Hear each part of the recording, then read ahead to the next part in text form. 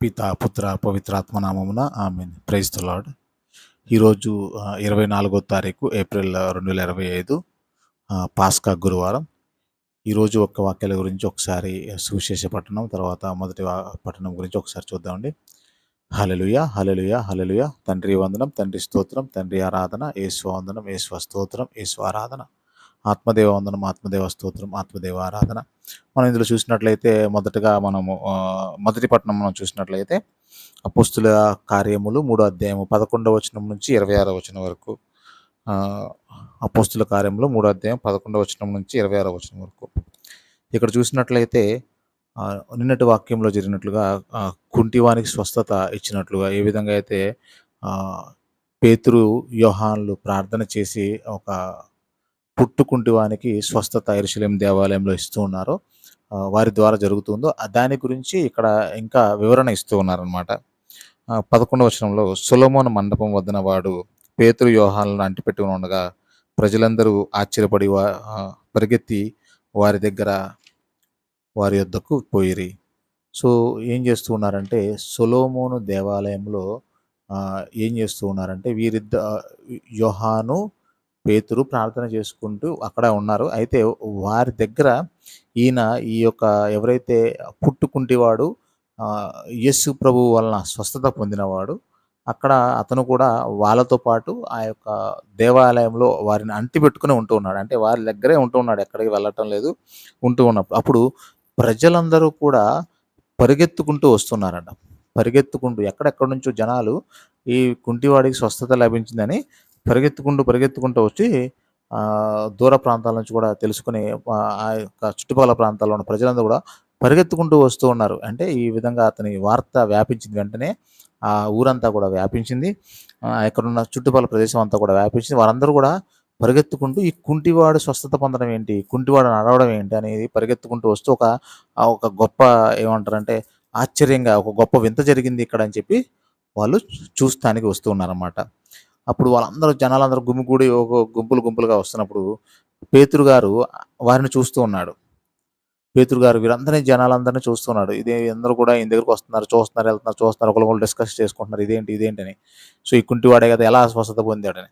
అప్పుడు పేతురు వారిని చూసి, ఇజ్రాయేలు ప్రజలారా, మీరేలా దీనికి ఇంత ఆశ్చర్యపడుచున్నారు? మీరేలా ఇట్లా రెప్పు వేయక మా వైపు చూచున్నారు అంటే ఆయన అడుగుతున్నాడు ఇజ్రాయేలు ప్రజలారా, మీరు ఎందుకు అలా రెప్పవేయకుండా మా వైపు చూస్తున్నారు? దీనికి ఎందుకు అంతగా ఆశ్చర్యపోతూ ఉన్నారు అని అడుగుతూ ఉన్నాడు.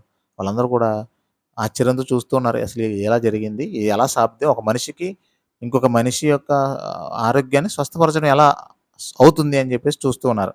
అప్పుడు వాళ్ళు చెప్తూ ఉన్నారన్నమాట, దానికి మీరు ఎందుకు అలా చూస్తున్నారు? తర్వాత వీరు ఏమంటున్నారంటే, పేతురును యోహాను గారు ఏమంటున్నారంటే, మేము మా స్వశక్తి చేత కానీ భక్తి చేత కానీ ఈ మనుషుని నడిపించిద్దామని అనుకుంటురా? మేము పేతురు అంటూ ఉన్నాడు అనమాట, యోహాన్ అంటూ ఉన్నారు ఏంటంటే, మా సొంత శక్తితో, నా సొంత బలముతో, నా సొంత శక్తితో, మా సొంత భక్తితో కానీ మేము ఈయన్ని ఏమైనా నడిపించామని మీరు అనుకుంటున్నారా? మాకేమో బాగా భక్తి ఉంది, లేకపోతే బాగా శక్తి ఉంది, బాగా లెక్కలేనటువంటి పవర్ మా దగ్గర ఉంది, దానివల్ల మేము ఇతను నడిపించామని మీరు ఏమైనా అనుకుంటున్నారా? కాదు అని చెప్పేసి వారిని ప్రశ్న చేస్తూ ఉన్నారు. మేము చేయలేదు అంటూ ఉన్నాడు. అప్పుడు ఏమంటున్నారంటే, దాని తర్వాత అబ్రహాము, ఈసాకు, యాకోబుల దేవుడు అనగా మన పూర్వుల యొక్క దేవుడు తన సేవకుడైన యేసుని మహిమపరిచి ఉన్నాడు. అంటే మన అబ్రహాము, ఈసాకు, యాకోబుల దేవుడైనటువంటి దేవుడు తన కుమారుడైనటువంటి యేసు ప్రభువుని మహిమపరిచి ఉన్నారు. ఆ యేసునే మీరు అధికారుల చేతికి అప్పగించితిరి. పిలాతు ఆయనను వదిలిపెట్ట నిశ్చయించినప్పటికీ మీరు అతని ఎదుట ఆయనను నిరాకరించితిరి. అయితే తండ్రి దేవుడు ఏం చేస్తున్నాడంటే, మన అబ్రహాము, యాకోబు, ఇస్సాకుల దేవుడైనటువంటి యావే దేవుడు, తండ్రి దేవుడు తన కుమారుడు యేసును మహిమపరిచి ఉన్నాడు. ఆయన యేసును మీరేం చేస్తున్నారంటే, దేవుడు మహిమపరిచినటువంటి ఆ యేసుని మీరు నిరాకరించి ఏం చేస్తూ ఉన్నారు? మీరందరూ కూడా పిలాతుకు అప్పచెప్తూ ఉన్నారు. తర్వాత ఆయనను మీరు నిరాకరించారు. ఆయన్ని అంగీకరించడం కాదు కానీ ఆయన లెక్క చేయకుండా ఆయన నిరాకరించారు. తర్వాత పిలాతు ఆయన వదిలిపెట్టాలి అనుకుని చూసినా కూడా ఆయన్ని వదిలిపెట్టకుండా ఆ శత్రువుల చేతికి అప్పచెప్తున్నారు. పిలాతుని వదిలిపెట్టాలని అనుకున్నా కూడా ఆయన్ని వదిలిపెట్టనివ్వలేదు. తర్వాత మనం చూసినట్లయితే యేసును ఆయన విడుదల చేయాలనుకున్నా కూడా మీరు విడుదల చేయనివ్వలేదు. ఆయన పవిత్రుడు, నీతిమంతుడు, మీరు ఆయనను నిరాకరించితిరి. యేసుప్రభు ఆయన గురించి యేసుప్రభు పవిత్రుడు. తర్వాత ఏంటి? నీతిమంతుడు. మీరు ఆయనను నిరాకరించితిరి. ఆయనను మీరు వ్యతిరేకించారు. ఆయన మీరు కాదని త్రోసివేశారు అని చెప్తూ ఉన్నాడు.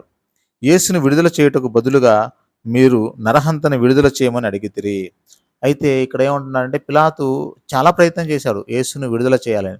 కానీ మీరేం చేస్తున్నారు? ఆయన ఎంత ప్రయత్నం చేసినా ఆ యేసు బదులుగా ఎవరైతే నరహంతకుడైన బరబ్బను ఆయన విడుదల చేయండి అన్నారే తప్ప ఎప్పుడూ కూడా ఈయన యేసుని మీరు విడుదల చేయమని మీరు చెప్పలేదు. ఆ విధంగా మీరు కోరుకోలేదు. ఆయన చెప్పినా కూడా మీరు దానికి అంగీకరించలేదు. కాబట్టి యేసుని మీరు ఈ విధంగా జీవకర్త అయిన యేసుని మీరు ఈ విధంగా హింసిస్తూ ఉన్నారు. ఆయన్ని ఈ విధంగా నిరాకరిస్తూ ఉన్నారు.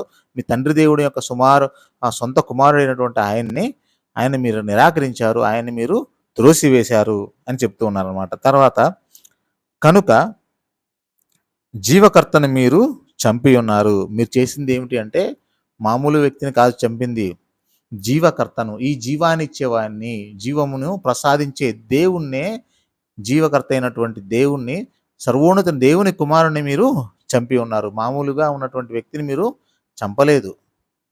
జీవకర్త, జీవాన్ని దయచేసేవాడిని మీరు చంపి ఉన్నారు. అయినను దేవుడు ఆయనను మృతుల్లో నుండి లేపెను. కానీ మీరు ఆయన్ని చంపారు. కానీ దేవుడు, సర్వోన్నతుడైన దేవుడు తన కుమారుణ్ణి మరలా మృతులలో నుండి లేపి ఉన్నాడు. మేమే దీనికి సాక్షులము. ఆయన ఆ విధంగా వచ్చి ఉన్నాడు. మీరు ఆయన్ని నిరాకరించారు, ఆయన్ని చంపేశారు. కానీ ఆయన్ను దేవుడు మరలా లేపాడు. దానికి మేమే సాక్షులము. ఈ పనంతా కూడా, ఈ కుంటివాడు ఈ యొక్క నడవడానికి గల కారణం అంతా కూడా ఎక్కడి నుంచి వస్తూ ఉందంటే, ఎవరైతే మీరు చంపేశారో, ఎవరినైతే మీరు తోసేశారో, ఎవరినైతే మీరు సిలువేశారో ఆయన శక్తి చేతనే మేము, ఆయన నామం వల్లనే మేము ఈయనకు ఆ ప్రార్థన ద్వారానే ఈయనకు స్వస్థత ఆయన వల్ల మాత్రమే మీకు జరిగింది. మా సొంత శక్తి చేత కాదు, మా సొంత బలం చేత కాదు, మా సొంత ప్రార్థన వల్ల కాదు, ఏది కాదు. ఇది జరిగింది కేవలం దేవుని యొక్క, యేసుని యొక్క మీరు నిరాకరించినటువంటి యేసుని యొక్క నామం వల్ల మాత్రమే ఈ వ్యక్తి నడవగలుగుతున్నాడు. మా సొంత బలం వల్ల కాదు. ఆయన జీవకర్త అయినటువంటి ఆయనను మీరు నిరాకరించితిరి. జీవకర్త అయిన ఆ దేవుని మీరు నిరాకరించితిరి అని పలుకుతూ ఉన్నారు. అప్పుడు ఆయన నామమందుల విశ్వాసం మూలన ఆయన నామమే మీరు చూచి ఎరిగి ఉన్న వీనిని బలపరిచినది. ఆయన నామమందల విశ్వాసం మూలమున ఆయన నామమే మీరు చూచి ఎరిగి ఉన్న వీనిని బలపరిచింది. వీనిని బలపరిచింది ఆయన నామమే, ఆయనలో ఉన్నటువంటి విశ్వాసమే. ఆయన వలన కలిగిన విశ్వాసమే మీ అందరి ఎదుట వీనికి ఆ పూర్ణ స్వస్థత కలుగు చేసినది. ఆయన మీద ఉన్నటువంటి విశ్వాసం వలన ఇతనికి పూర్తిగా స్వస్థత కలిగినది. కాబట్టి మీరేం చేస్తూ ఉన్నారంటే, ఇది ఎవరి వల్ల కలిగింది కాదు, యేసుని వల్ల మాత్రమే. మీరు నిరాకరించినటువంటి జీవకర్త అయినటువంటి యేసుని వల్ల మాత్రమే ఇది జరిగింది. ఇక్కడ చూడండి, ప్రజలందరూ కూడా యేసు ప్రభుని నిరాకరిస్తూ ఉన్నారు, యేసు ప్రభుని తోసేస్తూ ఉన్నారు, యేసు ప్రభుని హింసిస్తూ ఉన్నారు. ఆ విధంగా ఆయన చంపేశారు, మీరందరూ కూడా చంపేశారు. కానీ దేవుడు ఆయన లేపుతూ ఉన్నాడు. ఈయనకి జీవానికి ఊట అయినటువంటి జీవకర్త అయిన ఆయనను మీరు నిరాకరించాడు. కానీ ఆయన్ని మీరు నిరాకరించి ఆయన చంపివేసినా కూడా ఆయన నామములో ఇప్పుడు ఆయన మరలా లెగుస్తూ ఉన్నాడు. మృతుల్లోంచి ఆయన పైకి లెగుస్తూ ఉన్నాడు. దేవుడు ఆయనని, తన కుమారుని పైకి లేపుతూ ఉన్నాడు. జీవకర్తగా ఆయన ఉంటూ ఉన్నాడు. ఆయన ద్వారా ఆయన చనిపోయినా కూడా, మృతుల్లోంచి లేచినా కూడా ఆయన మీకు జీవాన్ని ఇస్తూ ఉన్నాడు. ఆయన ఆ విధంగా మీకు జీవాన్ని ఇస్తూ ఉన్నాడు అని చెప్పి దాంట్లో ఉన్నటువంటి దాన్ని వీరు ఎక్స్ప్లెయిన్ చేస్తూ ఉన్నారనమాట. ఈ విధంగా వారికి దానికి ఉన్నటువంటి ఎందుకు ఇది జరిగింది అన్న దాని గురించి వాళ్ళు ఇస్తూ ఉన్నారు. తర్వాత మీకై నియమింపబడిన మెస్సయ అను యేసును అప్పుడు ఆయన మీకు పంపును. పూర్వము దేవుడు మీకు పరిశుద్ధ ప్రవక్తల ద్వారాను అంతయు నెరవేర్చు కాలం వచ్చే వరకు పరలోకమున ఉండవలను. ఈ విధంగా యేసు ప్రభు ఈ విధంగా కష్టపడాలి, ఈ విధంగా బాధలు పడాలి. ఈ విధంగా బాధలు పడిన తర్వాత ఆయన మిమ్మల్ని అందరినీ కూడా విడుదల పొందించాలి. ఈ మానవాళి మొత్తానికి కూడా ప్రతి ఒక్కరిని కూడా పాపాల నుంచి పరిహారం చెందించడానికి, పాపాల నుంచి విడుదల పొందించడానికి, ఒక నూతన జీవితం దయచేయడానికి, నువ్వు చేసినటువంటి మీరు చేసినటువంటి, మనం చేసినటువంటి ప్రతి పాపానికి మరణింపుగా యేసయ్య తను శిలువలో మరలిస్తూ ఉన్నాడు. తద్వారా మనందరికీ కూడా నూతన జీవితాన్ని ఇస్తూ ఉన్నాడు. మరణము నుంచి, శాశ్వత మరణము నుంచి మమ్మల్ని కాపాడుతూ ఉన్నాడు. మనకి మరలా ఒక నూతన చనిపోయిన తర్వాత మరలా ఒక నూతన జీవితాన్ని ఆయన మనకు శాశ్వతమైన జీవితాన్ని ప్రసాదించడం కోసం యేసయ్య తనను తాను అర్పించుకుంటూ ఉన్నాడు. తను తాను ఒక బలిగా అర్పించుకుంటూ ఉన్నాడు. ఆయన అర్పించబడినటువంటి ఆయన వలననే పునరుత్థానం మరలా లేచినటువంటి ఆ యేసు వలన మాత్రమే ఈ కుంటివాడు, కుంటివాడు స్వస్థత పొంది ఉన్నాడు అని ఆయన గురించి, యేసు ప్రభువు గురించి చెప్తూ ఉన్నారు. ఆయన ఇంకా చెప్తూ ఉన్నది ఏంటంటే జీవకర్త అయినటువంటి యేసయ్యని ఆయనని మీరు చంపి ఉన్నారు. సో ఈ విధంగా కుంటివాని గురించి వీరు ఎక్స్ప్లెయిన్ చేస్తూ ఉన్నారు. ఇందులో ఒక మాట, చక్కటి ఒక పాట ఉంటుందండి. జీవ ఊటైనా నిన్నే మరచితిని, జీవ ఊటైనా నిన్నే మరచితిని, నేను ఎండిపోయితిని,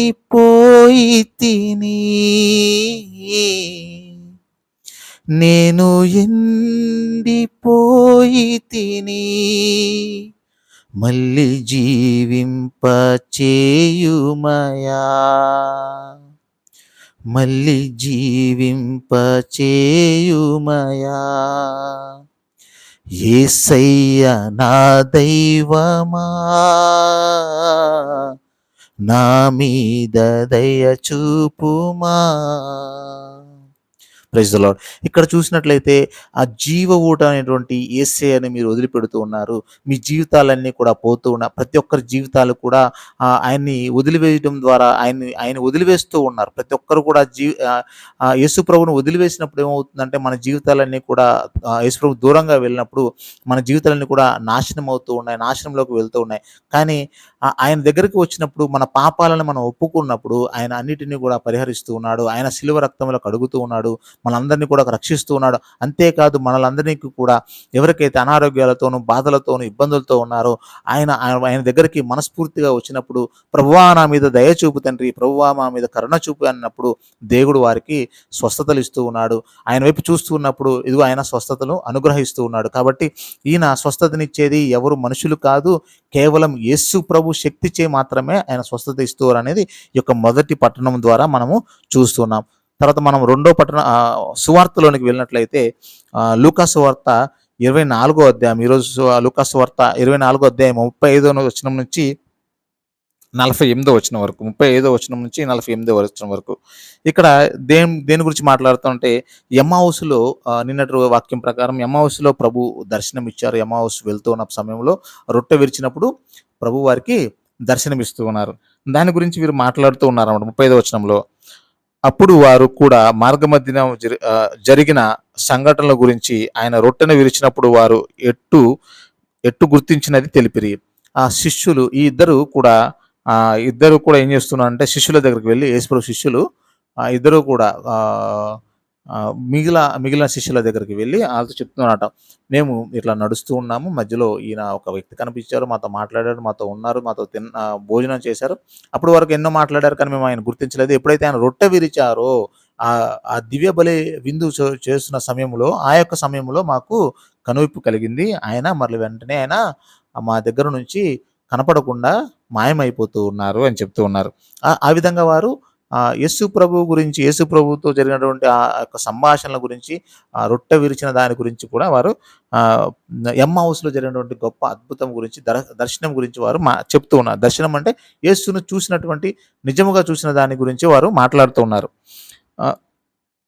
వారు ఈ విధంగా అందరూ కూడా ఇవన్నీ ఏం జరుగుతుందంటే వాళ్ళ యొక్క ఏంటది ఎమ్మావులోకి వెళ్ళి, ఎమ్మావు నుంచి వెంటనే పరిగెత్తుకుంటూ వారందరూ కూడా, వాళ్ళిద్దరు కూడా అక్కడ ఉండిపోలేదు. యేసు ప్రభు వచ్చి ఆయన అక్కడ వారికి వాటితో మాట్లాడిన తర్వాత, రొట్టె విరిచిన తర్వాత వెంటనే ఇంక ఇద్దరు కలిసి ఏం చేశారంటే వెంటనే ఆ సమయంలో చీకటి పడిపోయింది, పడుకుందాం, రేపు పొద్దున్నే మెల్లగా బయలుదేరదాం అనలేదు.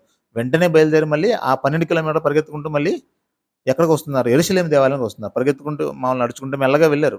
అప్పుడు యేసు ప్రభువుతో మాట్లాడుకున్నారు అన్ని. దాని తర్వాత యేసు ప్రభువుని గుర్తించిన తర్వాత మరలా వాళ్ళు పరిగెత్తుకుంటూ వెనక్కి వస్తూ ఉన్నారు. వెనక్కి ఎక్కడికి వెళ్తున్నారు? యెరూషలేముకి వెళ్తున్నారు. యెరూషలేముకి వెళ్లి శిష్యులను కలుస్తున్నారు. వాళ్ళతో మాట్లాడుతూ ఆహ్, ఇప్పుడు మేము ఆయన్ని చూసామని ఆయన గురించి మొత్తం జరిగిందంతా ఎక్స్‌ప్లెయిన్ చేశారు. యేసు ప్రభు ఎలా మమ్మల్ని దీంట్లో ఎట్లా రొట్టె విరిచారో, అప్పుడు మాకు ఎలా కనువిప్పు కలిగిందని మొత్తం కూడా వివరిస్తూ ఉన్నారు. వివరించిన తర్వాత వారిట్లో 36వ వచనంలో వారిట్లో ముచ్చటించుకొనుచుండగానే యేసు వారి మధ్య నిలవబడి మీకు శాంతి కలుగును గాక అంటూ ఉన్నాడు. సో, ఎప్పుడైతే వీరు ఈ విధంగా అన్నీ డిస్కస్ చేసుకుంటూ ఉన్నారో, ఇలా జరిగింది, ఎలా జరిగింది, అలా జరిగింది. యేసుప్రభు అని యేసు ప్రభు గురించి ముచ్చట చెప్పుకుంటున్నారు. పిచ్చి ముచ్చట చెప్పుకోవట్లేదు వీళ్ళెవరు కూడా. యేసు ప్రభు గురించి మాట్లాడుకుంటున్నారు. చక్కటి ముచ్చట చెప్పుకుంటున్నారు. మంచిగా మాట్లాడుకుంటున్నారు. డిస్కస్ చేసుకుంటున్నారు. ఇలా జరిగిందే మన దేవుడు చేశారే అని చెప్పేసి ఒకరికొకరు ఆశ్చర్యంతోనూ, ఆనందంతోనూ, సంబరంతోనూ చెప్పుకుంటూ ఉన్నారు. చెప్పుకుంటున్నప్పుడు యేసు ప్రభు వారి మధ్య నిలిచి మీకు శాంతి కలుగును గాక అన్నారు. అంటే యేసు ప్రభు వచ్చి వాళ్ళ మధ్యలో మీకు శాంతి కలుగును గాక. ఇక్కడ గొప్ప విషయం చూస్తే ఎప్పుడైతే ఇద్దరు, ముగ్గురు ఒక చోట కూర్చొని యేసు ప్రభు గురించి మాట్లాడుకుంటూ ఉంటారో, యేసు ప్రభు గురించి ముచ్చటించుకుంటూ ఉంటారో, ఆయన గురించి ఆలోచిస్తూ ఉంటారో, ఒకళ్ళ గురించి ఒకళ్ళు షేర్ చేసుకుంటూ ఉంటారో, వారి మధ్యలోకి ఎవరు వస్తూ ఉంటారంటే యేసు ప్రభువే స్వయంగా వస్తూ ఉన్నారు. ఎందుకంటే ఎక్కడైతే ఇద్దరు లేక ముగ్గురు నా పేరిట ఉంటారో వారి మధ్యలో నేను ఉంటారు. ఇక్కడ వీరందరూ కూడా ఈ 12 మంది శిష్యులు లేకపోతే ఇంకా కొంత ఉన్నటువంటి ఆ యొక్క స్త్రీలు మగ్దలేన మరియ, ఇతర స్త్రీలు ఇంకా ఉన్నటువంటి వీరందరూ కూడా మాట్లాడుకుంటూ ఉంటే అప్పుడు ఏం చేస్తూ ఉన్నారంటే వారి మధ్యలోకి యేసు ప్రభు వస్తూ ఉన్నాడు. వస్తూ ఉండగానే ఆయన చెప్తూ ఉన్నాడు ఏంటంటే మొదటి ఆశీర్వాదం ఏమిస్తున్నారంటే మీకు శాంతి కలుగును గాక. వీళ్ళందరూ కూడా చాలా రకాలైనటువంటి టెన్షన్స్‌తో, తలనొప్పులతో యేసుప్రభు చనిపోయిన తర్వాత అందరూ కూడా ఒక ఒక విధంగా స్కాటర్డ్ అయిపోయి ఉన్నారు. అందరూ ఎక్కడికెక్కడ ఎటు అటు ఒక విధమైనటువంటి నెగెటివ్ మైండ్‌తో అందరూ కూడా సరిగ్గా లేకుండా, సరిగ్గా తినకుండా, సరిగ్గా ఉండకుండా, సరిగ్గా ఉన్నటువంటి వాళ్ళందరికీ ఏం చెప్తున్నాడంటే ప్రభువు వీళ్ళందరికీ కూడా మనస్సును స్థిరంప చేయడానికి ఆయన ఇచ్చిన ఆశీర్వాదం మొట్టమొదటిగా ఏంటంటే మీకు శాంతి కలుగును గాక. అయితే ఆ విధంగా మీకు శాంతి కలుగును గాక అని చెప్తూ ఉన్నారు. వారు భయభ్రాంతులై భూతమును చూసినట్లు భావించిరి. అప్పటికి కూడా వీళ్ళకేంటంటే ఇదేంటి ఏమన్నా దెయ్యం వచ్చిందా? వాళ్ళకి తెలియట్లేదనమాట. యేసు ప్రభువుని చూస్తున్నామా, ఏమి చూస్తున్నామో తెలియకుండా ఇదేమన్నా దెయ్యం వచ్చిందని భయభ్రాంతులై భూతమును చూసినట్లు భావించిరి. నేను భూతాన్ని చూస్తున్నామా, దెయ్యాన్ని చూస్తున్నామా అని భయపడుతూ ఉన్నారు. అప్పుడు యేసు వారితో ఇట్లనెను, మీరెందుకు కలవరపడుచున్నారు? మీరు ఎందులకు కలవరపడుచున్నారు? మీ మనసులో సందేహములు ఏల కలుగుచున్నవి? మీరెందుకు కలవరపడుచున్నారు? ఎందుకు టెన్షన్ పడుతున్నారు? మీ మనసులో సందేహాలు ఏల కలుగుచున్నవి? మీకు ఎక్కడ లేని యొక్క డౌట్‌లన్నీ, సందేహాలన్నీ ఎందుకొస్తున్నాయి మీకు? అని ప్రశ్నించేవారు. ప్రశ్నించినప్పుడు వాళ్ళందరూ కూడా అలాగే చూస్తూ ఉన్నారు. ఇంకా వాళ్ళకి యేసు ప్రభువేనా? ఈయనేనా? అసలు బతికాడా? వచ్చాడా? ఇదేమన్నా దెయ్యమా? మనకేమన్నా మమ్మల్ని ఇసికిస్తానికి వచ్చిందా అని ఒక్కొక్కళ్ళు ఒక్కొక్క మైండ్ అంతా కూడా తిరుగుతూ ఉందనమాట. ప్రభు శాంతి ఇచ్చినా కూడా ఇంకా వీళ్ళ మైండ్‌లు ఇంకా క్లియర్ అవ్వలేదు. మైండ్ అంతా కూడా మన మైండ్ ఎప్పుడు కూడా ఏంటంటే ఎప్పుడు కూడా ఆలోచిస్తూ ఉంటుంది. ఏ అద్భుతం జరిగినా ఇది ఎలా జరుగుద్ది అనేది ఆ పాయింట్ ఆఫ్ వ్యూలోనే ఉంటూ ఉంటుంది. కాబట్టి వీళ్ళు కూడా యేసు ప్రభు లేచాడా? నిజంగా లేచారా? అందరూ అంటున్నారు. ఈ ఇద్దరు చూసామంటున్నారు. స్త్రీలు చెప్తున్నారని ఈ శిష్యులందరూ ఒక్కొక్కరు కూడా తర్కించుకుంటూ ఉన్నారు. అప్పుడు 39వ వచనంలో నా కాళ్ళను, నా చేతులను చూడుడు. నేను ఆయననే, నన్ను తాకి చూడుడు. అప్పుడు ఆయన ఏమంటున్నాడంటే నా కాళ్ళను, నా చేతులను చూడండి. అంటే కాళ్ళను, చేతులు ఆయనకి సిలువ కొట్టారు కాబట్టి ఆ చేతుల్లో పెద్ద పెద్ద మేకులు ఈ చేతి మధ్య భాగంలో పెద్ద పెద్ద మేకులు ఉన్నాయి. కొట్టడం వల్ల ఏమవుతుందంటే పెద్ద పెద్ద గాయాలు ఏర్పడుతూ ఉన్నాయి. ఆ పెద్ద మేకుల వల్ల లోపలికి దించివేయడం వల్ల ఆ గాయాలు ఏర్పడుతున్నాయి. వాటిని మీరు ఆ గాయాలు చూసినప్పుడన్నా అర్థమవుతుందని ఇగో నా చేతులను, నా కాళ్ళను చూడండి. నన్ను తాకి చూడండి అంటూ ఉన్నాడు. అప్పుడు యేసుప్రభు ఏమంటున్నాడు, నన్ను తాకి చూడండి. నేను నా కాళ్ళను, చేతులను చూడండి. నాకున్న దెబ్బలను చూడండి. గాయాలు చిన్న చిన్న గాయాలు కాదవి. చాలా బలమైనటువంటి గాయాలవి. సో, నన్ను తాకి చూడండి. ఈ విధముగా భూతములకు ఎముకలు, మాంసము ఉండవు. కాబట్టి ఆయనేం చెప్తున్నారంటే ఈ భూతాలకైతే ఎముకలు, మాంసం ఉండదు కదా!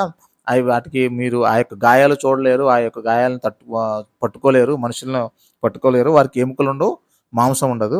ఇగో నన్ను చూడండి, నేను మీ దేవుడినే అని చెప్తున్నాడు.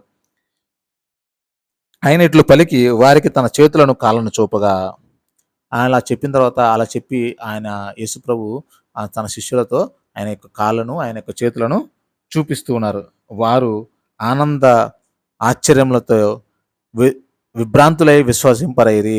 ఆనందంతో, ఆశ్చర్యంతో అప్పుడు ఆ శిష్యులందరూ కూడా ఎంతో ఆనందంతో, ఎంతో ఆశ్చర్యంతో నిజంగానే నా ప్రభువే, నా యేసయ్యే, మా దేవుడే అని ఆహ్, విభ్రాంతితులయ్యారు. అంటే చాలా ఒక విధమైనటువంటి సంబరాశ్చర్యాలలో మునిగిపోతున్నారు. ఇది నిజమేనా అన్నటువంటి నా యొక్క ఆలోచనలో ఉన్నారు. అప్పుడు యేసుప్రభు ఇంకా ఈళ్ళకి ఇంకా విశ్వాసం రావటం లేదు. ఇంకా లెక్కలేని ఇంకా వీళ్ళకి ఇంకా పూర్తి డౌట్ ఇంకా పోవట్లేదు అన్నట్టుగా ప్రభు ఏమన్నారంటే, "మీ వద్ద తినుటకు ఏమైనా ఉన్నదా?" అని అడిగాను.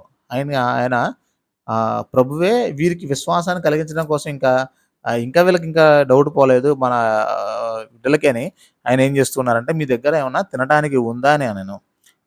అప్పుడు వారు ఆయనకు కాల్చిన చేప ముక్కనిచ్చింది. వాళ్ళేం చేస్తూ ఉన్నారంటే వారు కాల్చినటువంటి ఒక చేప ముక్కని, చిన్న ముక్కని తీసుకొని ఇస్తూ ఉన్నారు.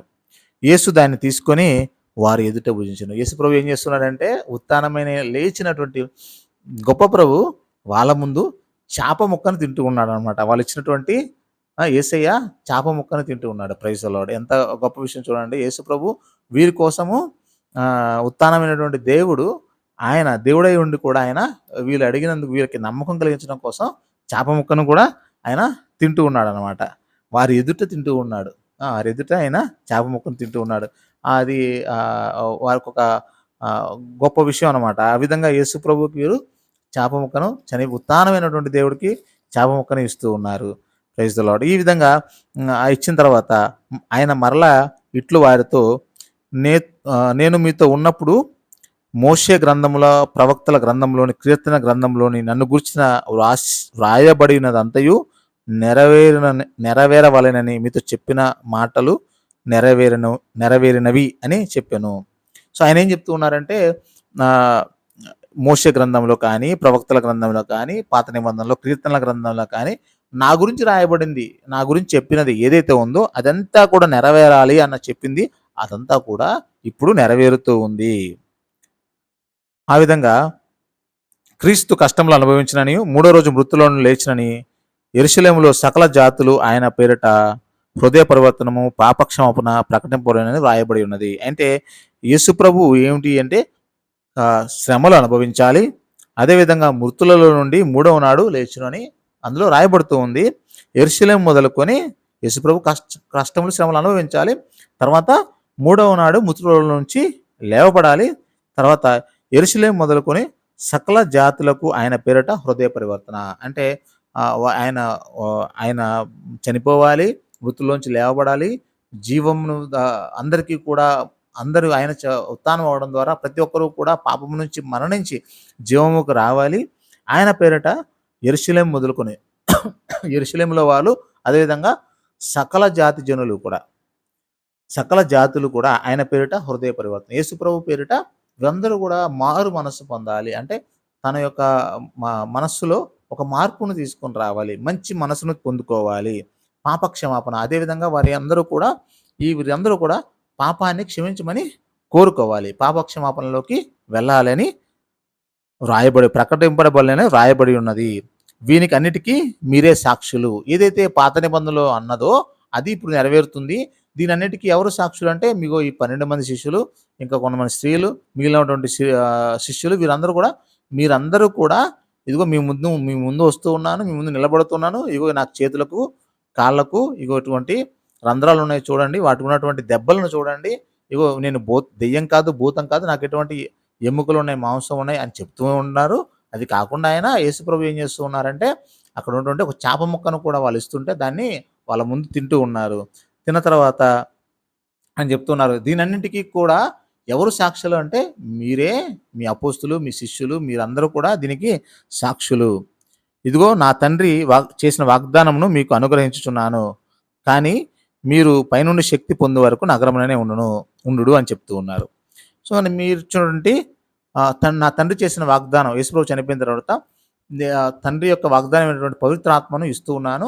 కానీ అది వచ్చే వరకు కూడా మీరందరూ కూడా యెరూషలేములోనే ఉండండి అని యేసుప్రభు యొక్క ఆజ్ఞను వారికందరికీ కూడా ఇస్తూ ఉన్నాడు. ఇందులో చూసినట్లయితే మనం ఇంకా యేసు ప్రభువుని చూసినటువంటి ఆ శిష్యులు గురించి మనం ఆలోచిస్తున్నట్లయితే వాళ్ళు ఎంతగా ప్రభువుని దగ్గరున్నా కూడా వాళ్ళు ఒకానొక సిచ్యువేషన్‌లో ఆయన్ని నమ్మలేకపోతూ ఉన్నారు. కానీ ప్రభువే తాను అక్కడ ప్రూవ్ చేసుకుంటూ ఉన్నారు. వాళ్ళు కూడా ప్రభువుకి భోజనాన్ని చేప ముక్కలు అందిస్తూ ఉన్నారు. కానీ ఇక్కడ మనము చూసినట్లయితే మనం ఏ విధంగా ఆ యొక్క సమయంలో మనం ప్రభువుకి చేయగలం అనేది కూడా మనం ఆలోచించుకోవాలి. ప్రభువుకి మనం ఏ విధంగా ఆయనకు కూడా మనము భోజనం ఆ శిష్యులు ఇచ్చినటువంటి ఒక చేప ముక్క ఇచ్చినట్లుగా మనం ఏ విధంగా ప్రభువుకి భోజనాన్ని ఇవ్వగలం.